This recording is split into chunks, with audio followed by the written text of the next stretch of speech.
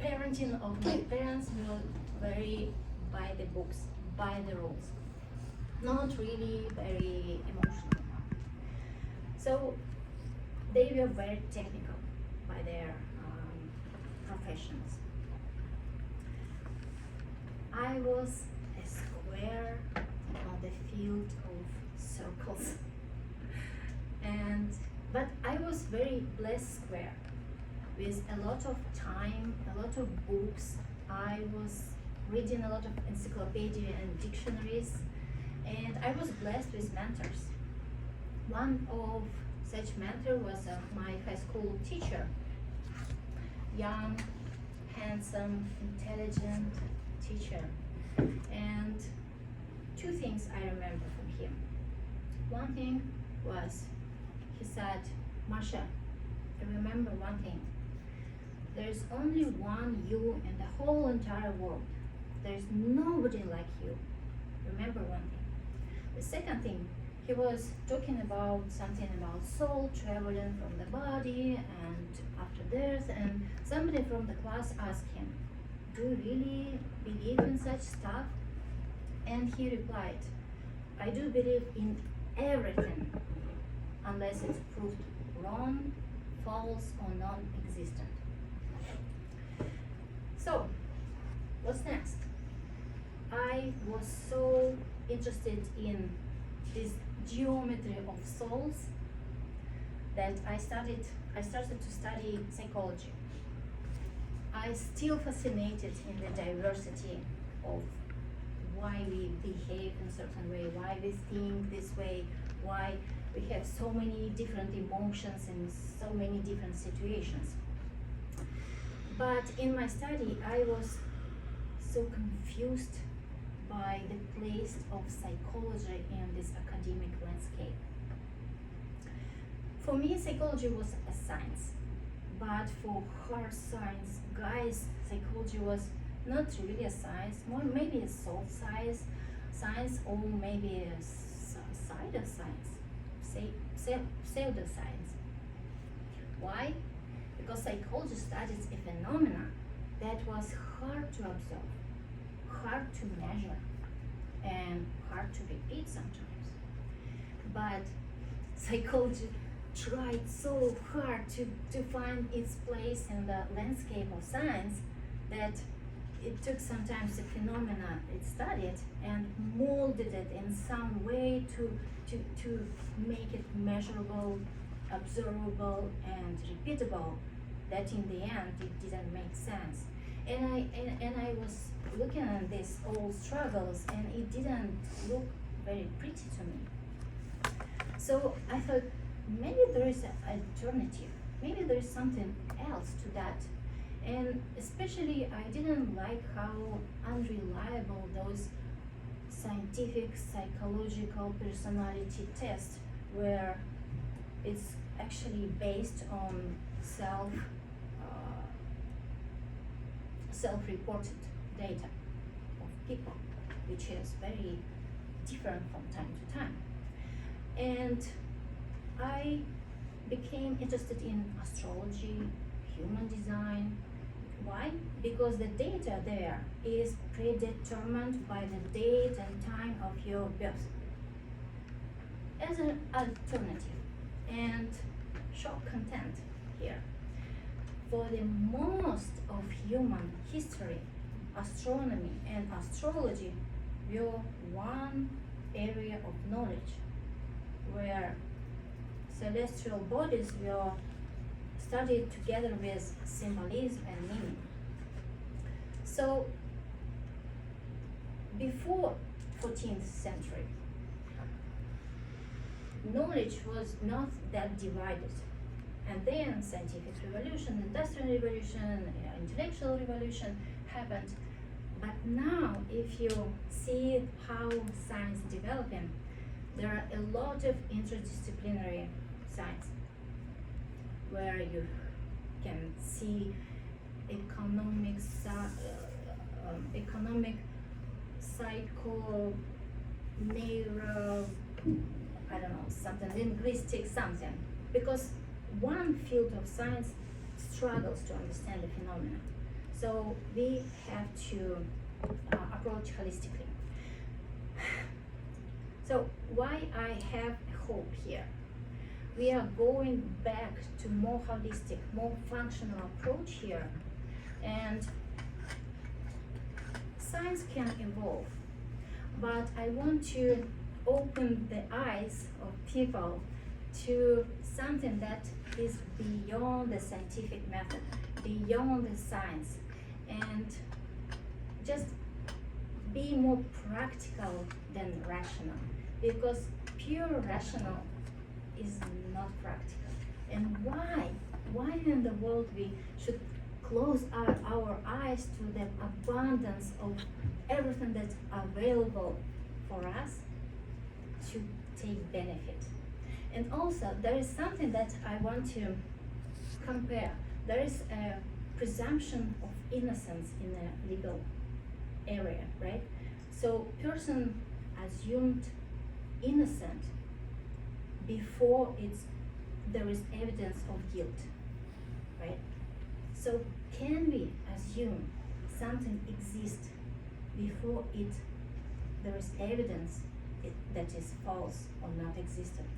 Can you imagine how much benefit we can have from that point of view? Thank you. On the stage here. So I evaluated speech into 3 categories: content, persuasiveness, and delivery. Content-wise, it was great. You had a very good opening, great opening. Then in the middle, you had details about your speech.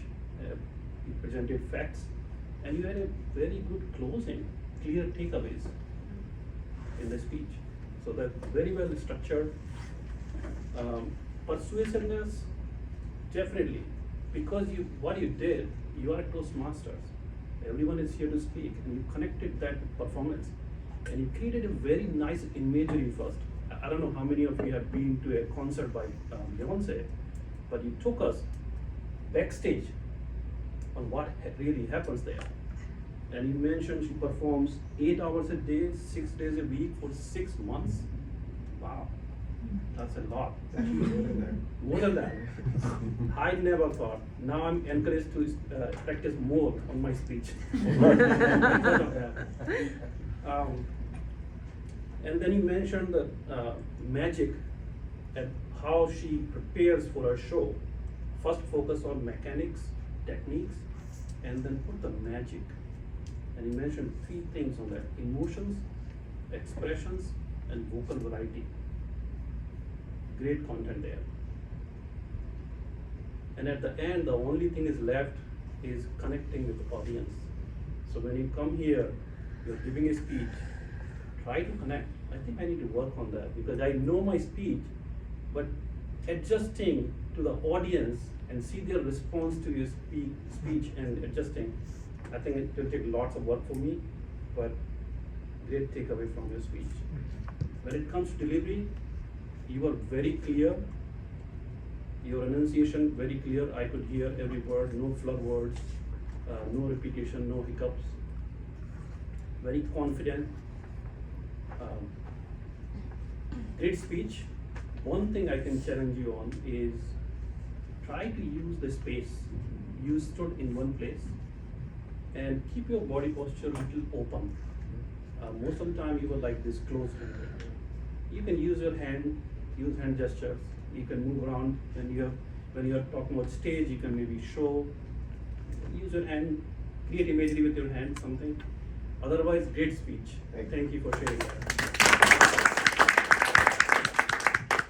Thanks, Susan, for the thoughtful evaluation. All right, I think we're slightly a little bit behind time, so I will move on to the functional report. So Azu, do you want to come up here and tell us how we're doing on timing?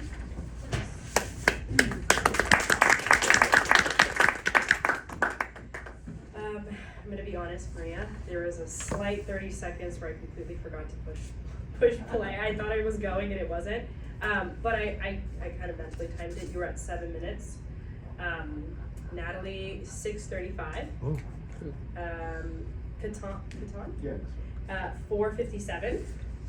And then Lexi, You were 244. Nina, 116.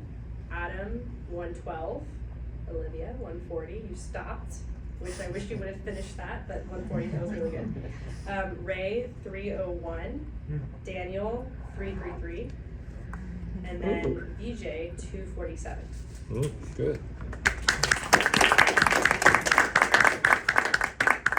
Thanks, Raju. And Anand, please come up and tell us how we're doing on our counter.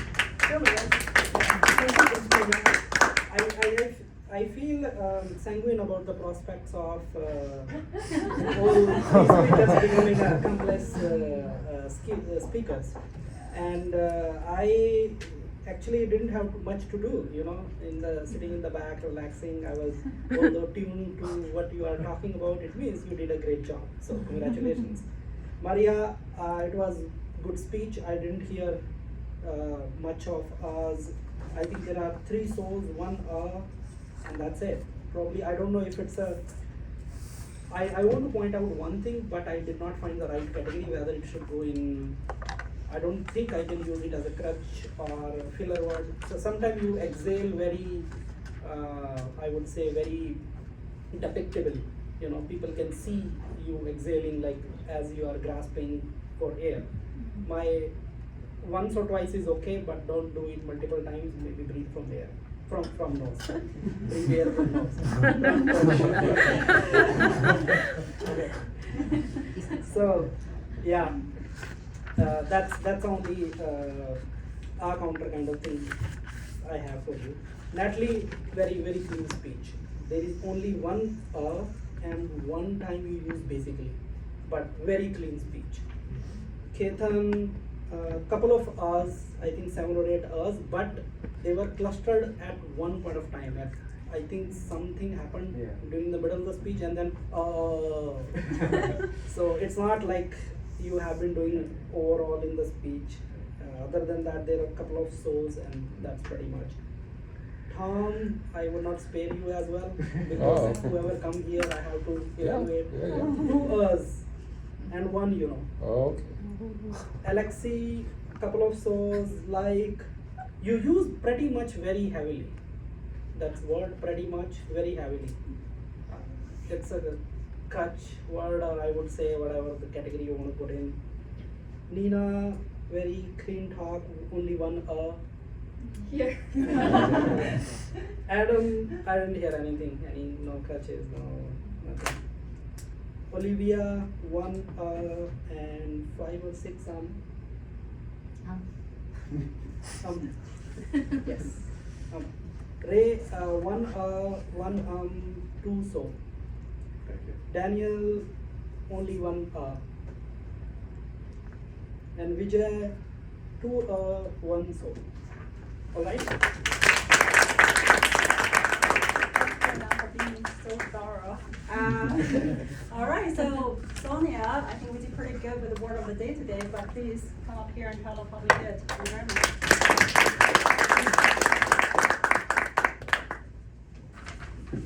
Okay. Very nice. I loved the speeches, absolutely loved the speeches. And being a grammarian, I love listening for those little phrases that just kind of grab you. So starting with Maria, let me see, you said, where is she? There she is. You said, good Lord, I was a square on the field of circles. And I just imagine, like the pig, like when you're trying to put the square in or the circle in the squares, and I just thought, wow, it was impactful for me.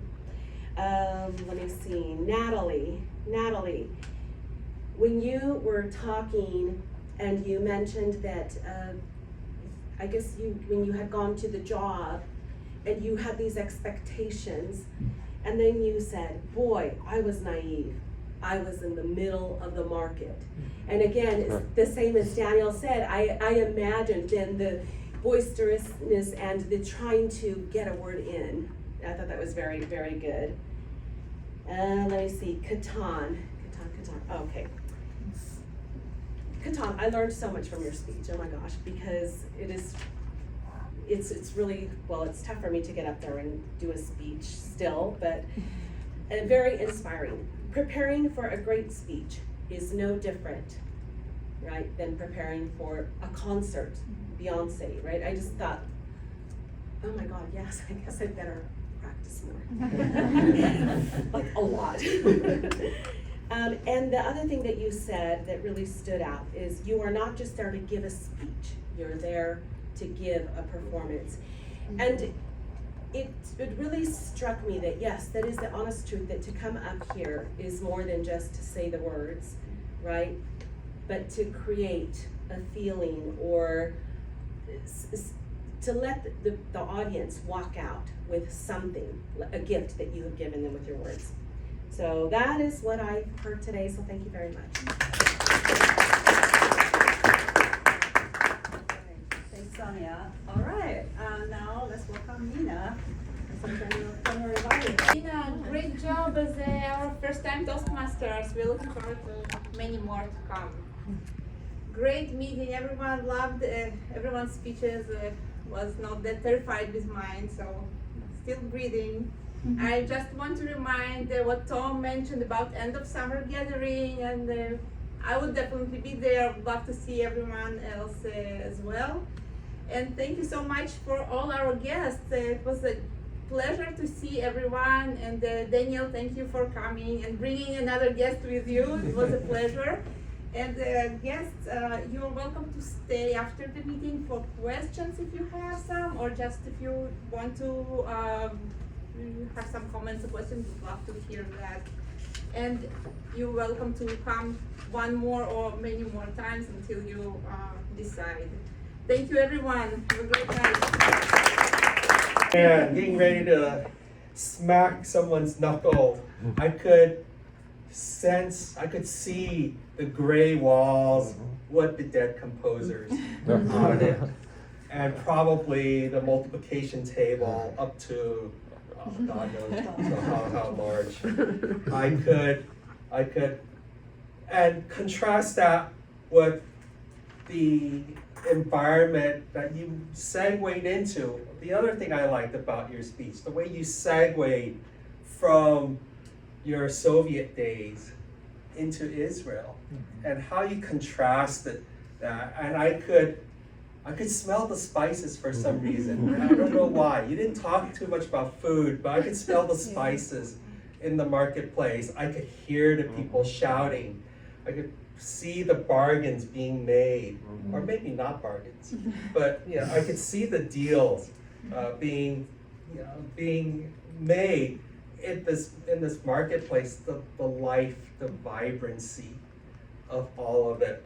So you did a great job in setting up the environment, and that sets up the context to your communication style, which is ultimately the point of your speech, is how you explored the different communication styles, comparing your days in the Soviet Union to your days in Israel, and then to your days in a tech company in Israel, which is very much like the marketplace. People talking over each other and so forth. And so that I loved about your speech.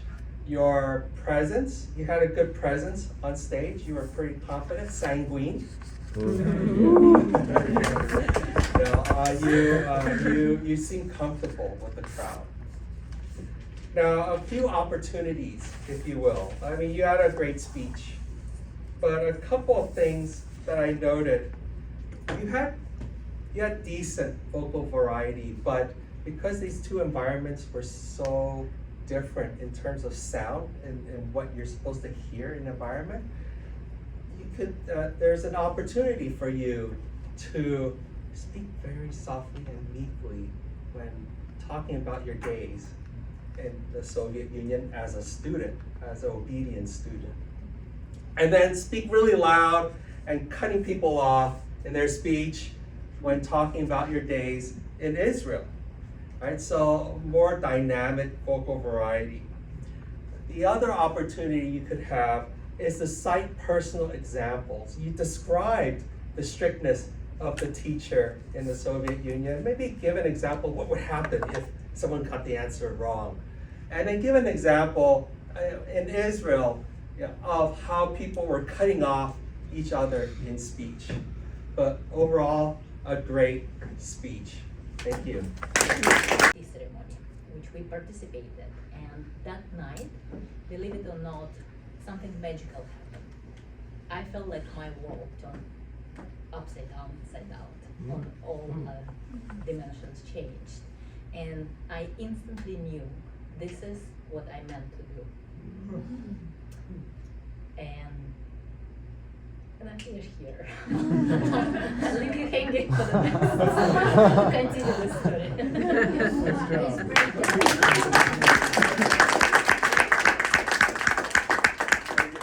I gave you a perfect question. So give me a number from 1 to 500, but not 500 or 495. Okay, 496. Oh, okay. I'm glad I came with so many. Okay,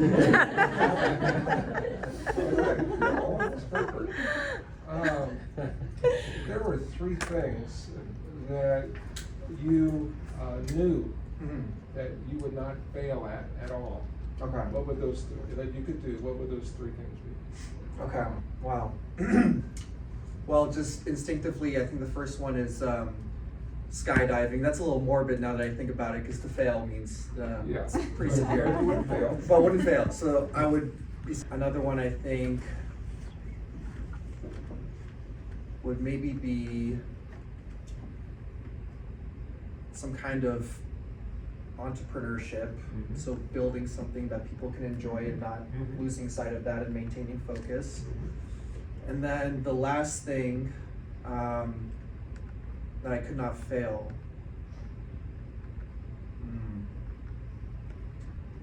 This is way more deep, but maybe being more like grounded and in the present moment, like not giving into like pressure, maintaining focus, and being able to, you know, initiate conversations with people and connect and staying in that moment and not getting distracted by little issues or self-perception, you know, grievances and stuff like that. Yeah, So yeah. those would be my 3 in order of decreasing, you know, fatality. Yeah, that's it. Awesome. Good job. Thank you. You have a fantastic opportunity to write a book. Yeah. What would you write about and why?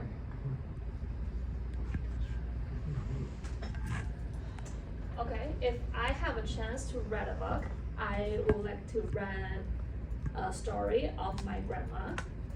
My grandma taught me a lot, and I remember one sentence till now. She said, if there are only 2 cups of water left in the world, then you should use one to wash your face and another one to drink. So basically, she's telling me every time you need to maintain your self-dignity, treat yourself as a really human being. Don't give up, don't give in. And I think by writing that book, I can convey my grandma's wisdom to more people. And in that way, she can have something, even later on she passed away, she can have something for maybe my kids to refer on what kind of person she was like. And I feel that will be the best gift I can give to someone I feel is very important in my life. Thank you.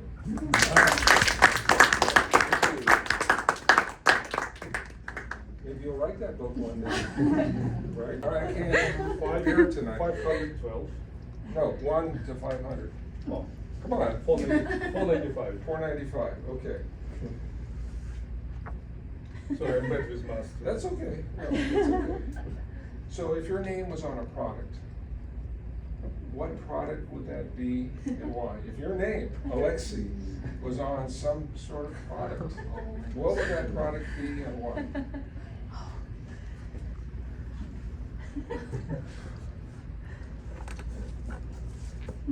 Well, I guess it's an easy question. Obviously, Alexa. Oh. And the reason why, first it's really kind of sounds similar to my name or my kind of short name, just as some from other countries know, like different nations have different variations. So my name pronounced it in 5-7 different ways. So Natalie probably knows it. So Alexa very close to my name. And why Alexa? This is one of these technologies that started coming to every household around the world. Pretty much it's kind of it's the only beginning.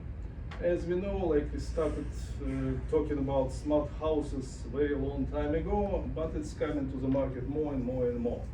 So when I was a young person, like a kid, young man, we did not have cell phones at all. Some people had this kind of weird rotary phones at home, most of us didn't.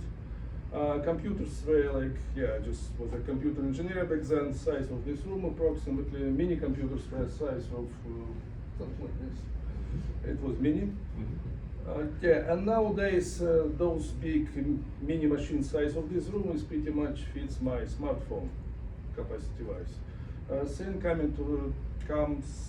goes for any kind of other technological advances, and Alexa is just one of them. Is it amazing? Just beautiful. We have this small device that can talk to us. By the way, she talks all the time to us, even when we do not ask her any questions at all. The biggest surprise to us when me and my wife talk to each other about something, all of a sudden Alexa kind of intervenes. She's all kind of suggestions or questions, and basically I do not understand what you guys saying. Yes, of course. Yeah, it reminds me old jokes that kind of, not old, new joke, when just probably you read it on the internet. Yeah, just, honey, did you read this news that kind of, that our Alexa listening to us, and the lady is saying, my husband laughed, my smart TV laughed, and my Tesla laughed.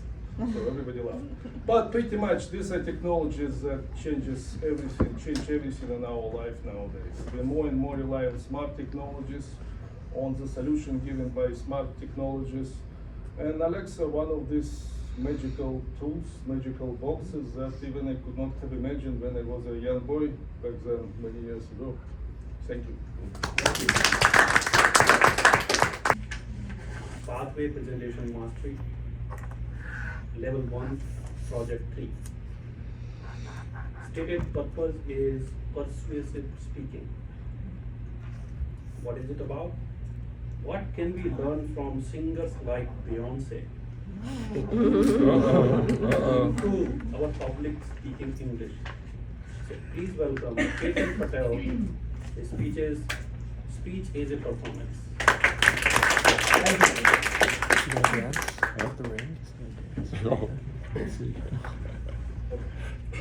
Have you ever seen Beyonce perform live?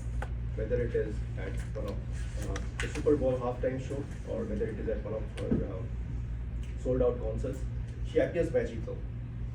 Every note's perfect, every step's sharp, every emotion pouring straight into the audiences.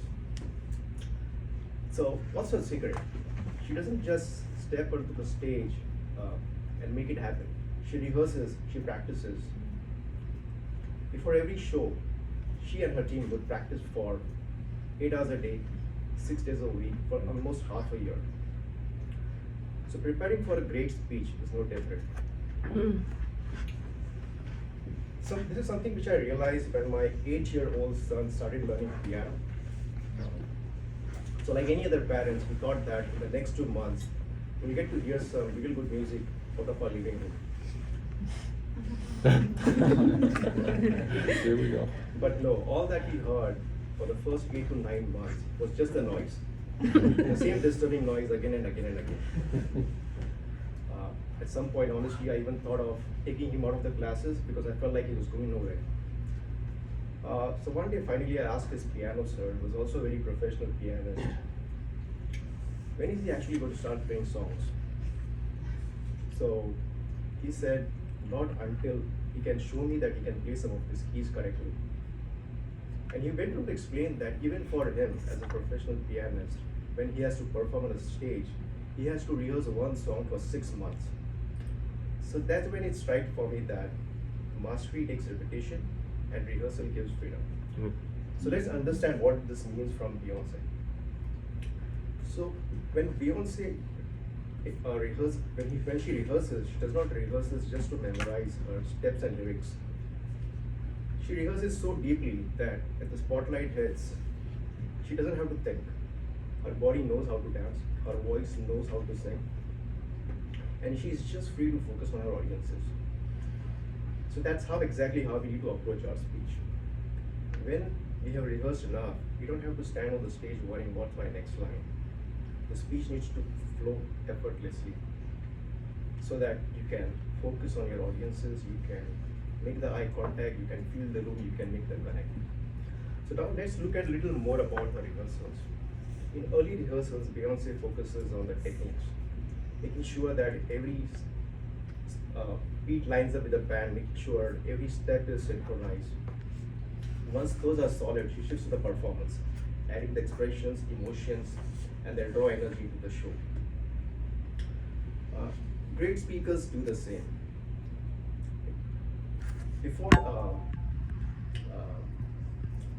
So great speakers do the same. At first they focus on the mechanics, the scripts, the timings, the transitions, right? And once those are locked in, they move to adding the magic into the speech. That is your gestures, the vocal variety, the emotions, the facial expressions, because that's what converts your speech from just being a set of words into an experience. And one of the other trademarks of Beyonce is the way she connects with her audiences. She doesn't just perform with them, she performs for them. She makes the eye contact, she points to the people in the crowd. She pulls the fan into that moment, making everyone feel that they are part of the performance. That's why her shows appear so magical. As speakers, we must do the same. When we have rehearsed our speech enough times, we don't have to worry about ourselves. We can just start focusing on audiences. We can read their faces, we can adjust our tone, we can bring them along on our journey, because that's where the magic really happens.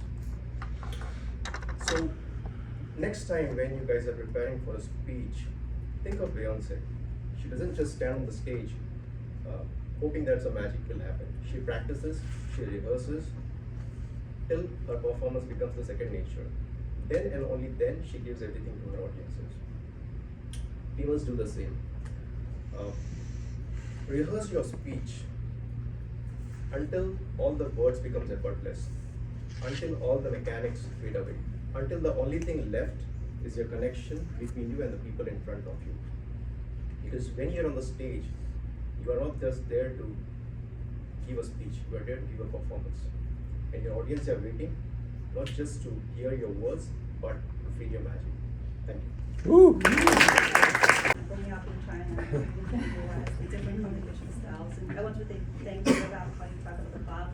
I definitely feel the same way, how supportive this team has been. All right, so everyone please take a moment to provide feedback to Natalie. Not in their own place when they're speaking helped me so much to work on my journey to reduce that stress for me. So I understood that I can take that in my own hands and that I can work on reducing the stress from my communication. Suddenly, what once seemed so stressful started to feel manageable, and I understood that practice and attention really help to work these things out. And finally, I feel, and I start to feel, that I choose a way I want to communicate. I don't have to speak like I'm reporting to a teacher, and I don't have to speak and to cut other people off and speak over others. I get to choose to communicate in a calm way, in an enjoyable way, and respectfully.